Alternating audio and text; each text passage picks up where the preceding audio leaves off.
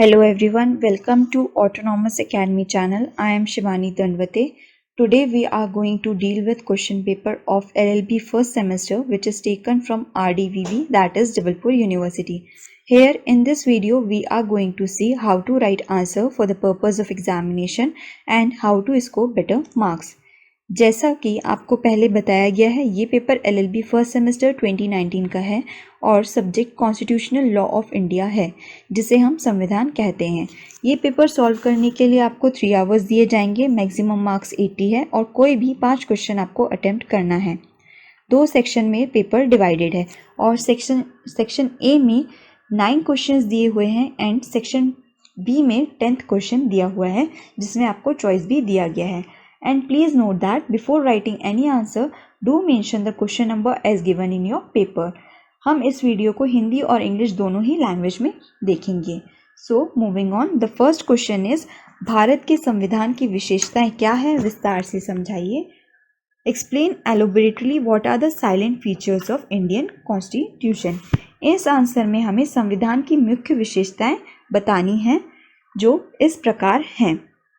सबसे लिखित संविधान, लॉन्गेस्ट रिटन कॉन्स्टिट्यूशन, एकल नागरिकता, सिंगल सिटीजनशिप, मौलिक अधिकार, फंडामेंटल राइट्स, मौलिक कर्तव्य, फंडामेंटल ड्यूटीज, राज्य के नीति निर्देशक तत्व, directive principle of state policy, कठोरता और लचीलापन का मिश्रण, mixture of rigidity and flexibility, लोकतांत्रिक, समाजवादी, धर्मनिरपेक्ष, गणतंत्र, संप्रभुता, democratic, socialist, secular, Republic, sovereign, सरकार की संसदीय प्रणाली, पार्लियामेंट्री सिस्टम ऑफ गवर्नमेंट, न्यायिक स्वतंत्रता, इंडिपेंडेंट जुडिशरी, न्यायिक समीक्षा, जुडिशियल रिव्यू, न्यायिक सक्रियता, judicial activism.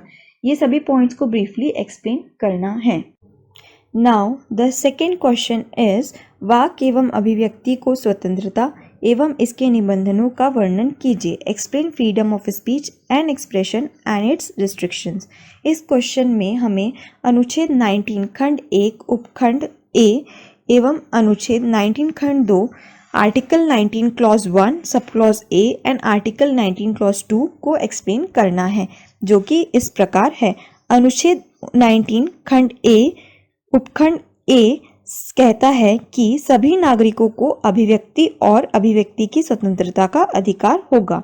According to article 19 clause 1 sub clause A, all citizen shall have the right to speech and expression. परंतु अनुच्छेद 19 खंड 2 के तहत यह अधिकार कुछ उद्देश्यों के लिए उचित प्रतिबंध के अधीन है। However, under article 19 clause 2 certain reasonable restrictions are imposed and this right is only available for Indian citizens. सबसे पहले हमें एक्ट में दिए हुए आर्टिकल को समझाना है, उसके बाद हमें भाषण एवं अभिव्यक्ति की स्वतंत्रता को किन पहलुओं में शामिल किया गया है वो समझाना है। तो किन पहलुओं में शामिल किया गया है भाषण एवं अभिव्यक्ति की स्वतंत्रता को, जो है प्रेस की स्वतंत्रता, फ्रीडम ऑफ प्रेस। इसका मोस्ट इम्पॉर्टेंट केस लॉ है Ramesh Thapar versus state of Madras और साकाल पेपर का केस लॉ। नेक्स्ट आ जाएगा फ्रीडम ऑफ कमर्शियल स्पीच।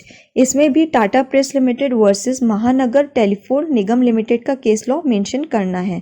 बाकी जो है वो है सूचना का अधिकार, आलोचना का अधिकार। We can also write about right to information, right to broadcast, right to criticize. ये सभी अनुच्छेद 19 के एक्सप्लेनेशन में आएंगे। The most important case law national anthem case, जो है बिजॉय एम्यूनल बनाम केरल राज्य, इसे भी मेंशन करना है। And all these will be included in article 19 clause 1A aspects. फिर अनुच्छेद 19 खंड 2, इसमें प्रतिबंध बताए गए हैं, तो हमें प्रतिबंध के बारे में लिखना है, जो कि इस प्रकार है। राज्य की सुरक्षा, विदेशी राज्यों के साथ मैत्रीपूर्ण संबंध, सार्वजनिक आदेश, शालीनता और नैतिकता, कोर्ट की अवमानना, मानहानि और किसी अपराध के लिए उकसाना। तो ये सभी चीज़ों को हमें अनुच्छेद 19 खंड 2 के इसमें एक्सप्लेन करना है। Now the third question is संरक्षात्मक विभेद से आप क्या समझते हैं? इस प्रकार के विभेद के लिए न्यायालय द्वारा निर्धारित सीमाएं क्या हैं, विवेचना कीजिए। What do you mean by protective discrimination? What are the limits kinds of discrimination? Discuss. So in this answer we have to explain about protective discrimination. Basically, it is the policy of granting special privileges to underprivileged sections of society and women, and the constitutional provisions which aim at positive discrimination are Article 17, Article 46, Article 16, Article 335, Article 330 and Article 332. तो सुरक्षात्मक भेदभाव विशेष रूप से दलित समाज और समाज के वंचित वर्गों को, विशेष रूप से महिलाओं को विशेष अधिकार देने की नीति है। संवैधानिक प्रावधान जिनका उद्देश्य सकारात्मक भेदभाव है, अनुच्छेद 17, 46, 16, 335, 330 और 332। इसी में हमें न्यायालय द्वारा निर्धारित सीमाएं बताना है, जो है आरक्षण, जिसमें आरक्षण की सीमा 50% से अधिक नहीं होनी चाहिए। दूसरा है क्रीमी लेयर, जिसमें पिछड़ा वर्ग और क्रीमी लेयर को अलग रखा गया है। और तीसरा है अल्पसंख्यकों के लिए आरक्षण। Limitations set up by the court includes first, reservation which should not exceed 50%. Second, creamy layer backward class has been excluded from creamy layer, and reservation can be given to a class which remains after the exclusion. And the third one is reservation for minorities. So all this will be included in this answer. Now the fourth question is, भारतीय संविधान में धार्मिक स्वतंत्रता के लिए दिए गए प्रावधानों की विवेचना कीजिए। Discuss the provisions given in Indian Constitution relating to religious freedom. So the answer to this is, various fundamental rights are provided as well as guaranteed by our Indian Constitution under Part 3. Freedom of religion is also provided under Article 25 to 28. As India is a secular nation which gives every citizen the right to follow the religion he believes in. हमें सबसे पहले ये बताना है कि भारतीय संविधान में कहाँ पर धार्मिक स्वतंत्रता के प्रावधान दिए गए हैं। भाग 3 के तहत विभिन्न मौलिक अधिकार प्रदान किए गए हैं, जिसमें अनुच्छेद 25 से 28 में सभी नागरिकों को धर्म की स्वतंत्रता है। उसके बाद एक धर्मनिरपेक्ष राज्य क्या होता है? ऐसा राज्य जहाँ कोई आधिकारिक धर्म का पालन नहीं होता, इसे के बारे में हमें लिखना है। और बहुत ही इंपॉर्टेंट केस लॉ बोमई बनाम भारत संघ को मेंशन करना है। After writing down the constitutional provisions related to freedom of religion, explain what is a secular state. A state which has no official religion, or a state where there is no official religion followed. Then explain various provisions like Article 25, Article 26, Article 27 and Article 28, and mention the case law of S.R. Bromai versus Union of India. Next question is fifth question. भारतीय संविधान द्वारा अवैध गिरफ्तारी एवं विरोध के विरुद्ध क्या संरक्षण प्रदान किए गए हैं, समझाइए। What protection has been provided by the Indian Constitution against illegal arrest and detention? Explain. The answer to this question is under Article 22, which deals with the rights of a person who has been arrested or detained. First two clauses deals with the rights of a person who has been arrested for a crime he has already committed, and other clauses related to the rights and procedure for arrest and detention of a person under preventive detention. Protection under this article must be explained, that is, a person cannot be arrested without being informed. He cannot be denied to be defended by a legal practitioner of his choice and must be produced before the nearest magistrate within 24 hours. भारतीय संविधान का अनुच्छेद 22 ऐसे व्यक्ति के अधिकारों से संबंधित है जिसे गिरफ्तार या हिरासत में लिया गया है। पहले दो खंड एक ऐसे व्यक्ति के अधिकारों से संबंधित हैं जिसे पहले से ही अपराध के लिए गिरफ्तार किया गया है। अनिवार्य नजरबंदी के तहत व्यक्ति की गिरफ्तारी और नजरबंदी के अधिकार और प्रक्रिया से संबंधित है। संरक्षण जो संविधान में दिए गए हैं वो है कि किसी व्यक्ति को गिरफ्तार नहीं किया जा सकता जब तक उसे यह नहीं बताया जाता कि उसे क्यों गिरफ्तार किया गया है। गिरफ्तार किए गए व्यक्ति को उसकी पसंद के कानूनी वकील द्वारा बचाव करने से इनकार नहीं किया जा सकता है। गिरफ्तार किए गए प्रत्येक व्यक्ति को 24 घंटे के भीतर निकटतम मजिस्ट्रेट के सामने पेश किया जाएगा। परंतु अनुच्छेद 22 खंड 3 में बताया गया है कि संरक्षण किन लोगों पर लागू नहीं होगा, जैसे यदि व्यक्ति उस समय दुश्मन है या फिर किसी विशेष कानून की तरफ गिरफ्तार किया गया है। ये सभी पॉइंट्स आपके इस आंसर में आने चाहिए। Next question is sixth question. Bharat के संविधान में वर्णित शक्ति के पृथक्करण के सिद्धांत एवं उससे संबंधित वादों की विवेचना कीजिए। Discuss the theory of separation of powers and related decided cases under Indian Constitution. In this answer, we have to explain the theory of separation of powers and the related cases. So just by a casual glance at the provisions of Constitution, we can say that this doctrine is accepted in India. As under Indian Constitution, executive powers are with President, legislative powers are with Parliament, and judicial powers with Judiciary. However, this doctrine is not accepted in its strict sense, and now you have to briefly explain this. Then the first major judgment in relation to this doctrine was Ram Javia versus State of Punjab, then Indira Nehru Gandhi versus Raj Narayan, and Keshwanand Bharati versus Union of India. So you have to write down their cases and complete your answers. इस उत्तर में हमें पृथक्करण के सिद्धांत को बताना है। वैसे भारत के संविधान के प्रावधानों पर एक आकस्मिक नज़र में यह कहा जा सकता है कि भारत में पृथक्करण की शक्तियों को स्वीकार किया गया है। भारतीय संविधान के तहत कार्यकारी शक्तियां राष्ट्रपति के साथ है, संसद के साथ विधायी शक्तियां और न्यायपालिका के साथ न्यायिक शक्तियां हैं। हालांकि इसे सख्त रूप में स्वीकार नहीं किया गया है और यह सभी प्रावधानों को, जैसे राष्ट्रपति के कार्य कहाँ समाहित हैं, संसद को क्या अधिकार है और न्यायपालिका अपने क्षेत्र में किस तरह स्वतंत्र है, ये सब लिखना है। इस सिद्धांत को न्यायपालिका द्वारा सबसे पहले बड़ा फैसला जो लिया गया था वो था राम जव्या बनाम पंजाब राज्य, फिर इंदिरा नेहरू गांधी बनाम राजनारायण और केशवानंद भारती बनाम भारत संघ के वादों को लिखकर इस उत्तर को पूर्ण करना है। Moving on, 7th question is Bharat के संविधान के अनुच्छेद 32 में उपलब्ध रिटों को समझाइए।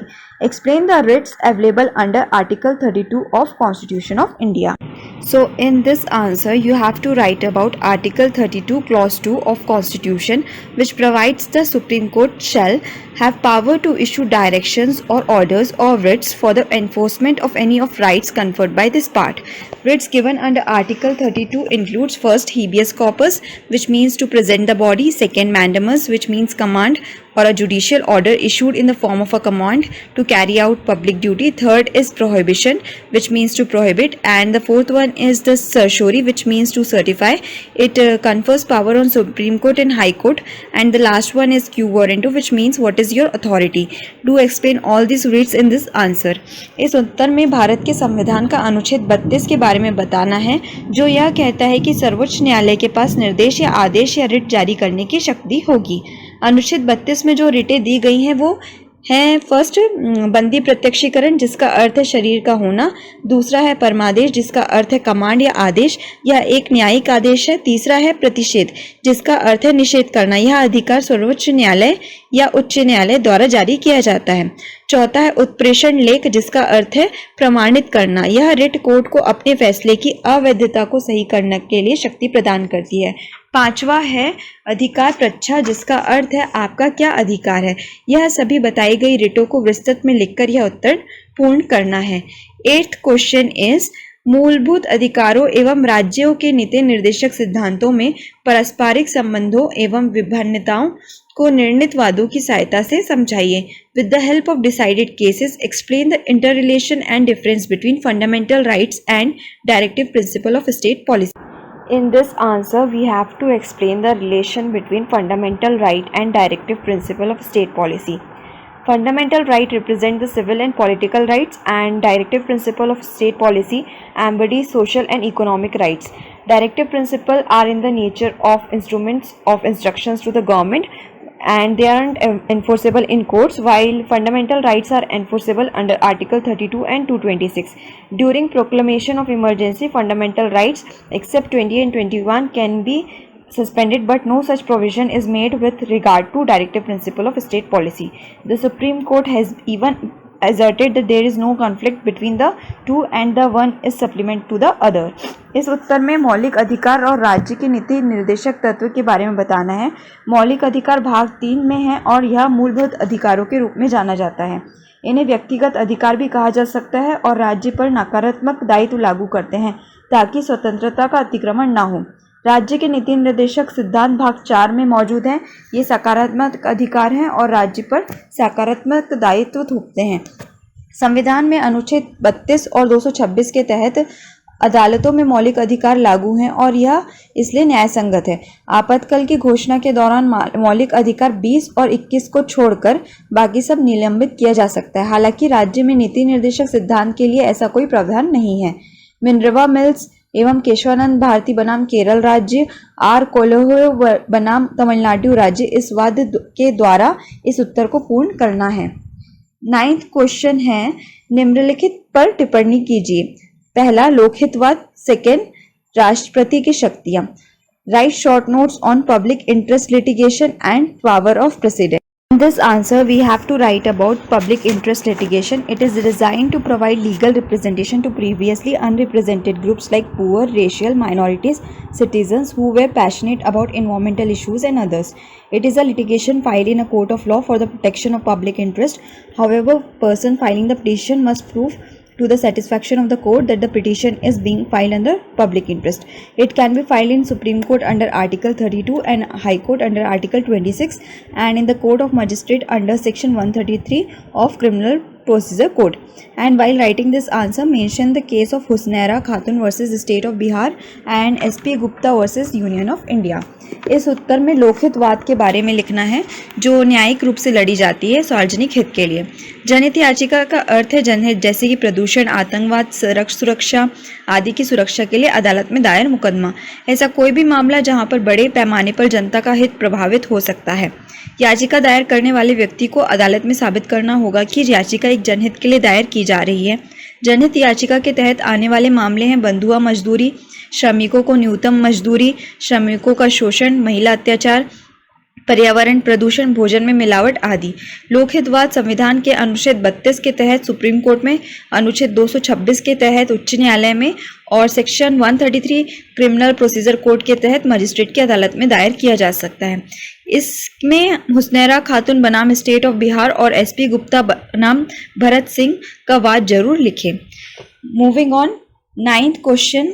सेकेंड क्वेश्चन इज राष्ट्रपति की शक्तियां, power of president. In this answer, we have to write about powers of President. Article 52 to Article 61 of the Constitution deals with duties, responsibilities and power of the President of India. As the head of the executive, President is conferred with variety of powers and it can be classified into several categories such as executive power. Under Article 53, he is the head of the armed forces. He has the power to make appointments, legislative powers, power to summon the houses, power to promulgate ordinance, judicial powers, power to declare emergency. So you have to briefly explain all the powers as said in this answer. इस उत्तर में भारत के राष्ट्रपति की शक्तियों को बताना है। भारत के संविधान के अनुच्छेद 52 से अनुच्छेद 61 में राष्ट्रपति की शक्तियां, जिम्मेदारी और कर्तव्य दिए गए हैं। राष्ट्रपति का मूल और मौलिक कर्तव्य है कि वह संविधान और भारत के कानून का संरक्षण, रक्षा और बचाव करे। उसके पास वैधानिक शक्ति, विधेयक पारित करने की शक्ति, अधिनियम लागू करने की शक्ति, अध्यादेश लागू करने की शक्ति, कार्यपालिका शक्ति, वायु सेना के सुप्रीम कमांडर इन चीफ की शक्ति, नियुक्ति करने की शक्ति, न्यायिक शक्ति, आपातकाल से संबंधित शक्तियां हैं। ये सभी शक्तियों को पूरी तरह समझकर इस उत्तर को पूर्ण करना है। Next question is of section B. Bombay राज्य बनाम FN Balsara AIR 1951 supreme court 318 के वाद के तथ्य, निर्णय एवं प्रतिपादित सिद्धांत की विवेचना करें। State the facts, decision and principles of law laid down in the case of State of Bombay versus FN Balsara AIR 1951 Supreme Court 318. Before writing this answer, please make clear that as you start to write any case law, first write the name of the parties, citations, facts related to that case and then the decision. In this case, it was held that the provisions of Bombay Prohibition Act 1949 which were declared as void did not affect the validity of entire act. The doctrine of severability was seen here, which is under Article 13 of Constitution of India, and if the state government has enacted any act on subject which it is constitutionally empowered to do, the act is legal. कभी भी कोई भी वाद लिखने के पहले हमेशा याद रखें कि सबसे पहले पार्टी का नाम, वाद के तथ्य और उसके बाद ही अंतिम निर्णय लिखें। इस वाद में यह निर्णय दिया गया कि बम्बई प्रतिषेध अधिनियम 1949 के जो प्रावधान शून्य के रूप में घोषित किए गए हैं वे अधिनियम की वैधता को प्रभावित नहीं करते हैं। यही सिद्धांत RMDC बनाम भारत संघ के वाद में देखने को मिलता है एवं अनुच्छेद 13 में इसे बताया गया है। यदि राज्य सरकार को किसी विषय पर अधिनियम बनाने का संवैधानिक शक्ति है तो यह कानून बिल्कुल सही होगा। इस प्रश्न पत्र में दिए गए सभी प्रश्न बहुत ही महत्वपूर्ण है, ना ही सिर्फ यूनिवर्सिटी के एग्जाम्स को देखते हुए बल्कि जो सभी स्टूडेंट्स जुडिशरी की तैयारी कर रहे हैं उनके लिए भी। All the questions given in this question paper are of utmost importance not only for the university exam but also for the judicial services. Thank you everyone for watching this video. Please do like and subscribe our Autonomous Academy channel and do not forget to press the bell icon.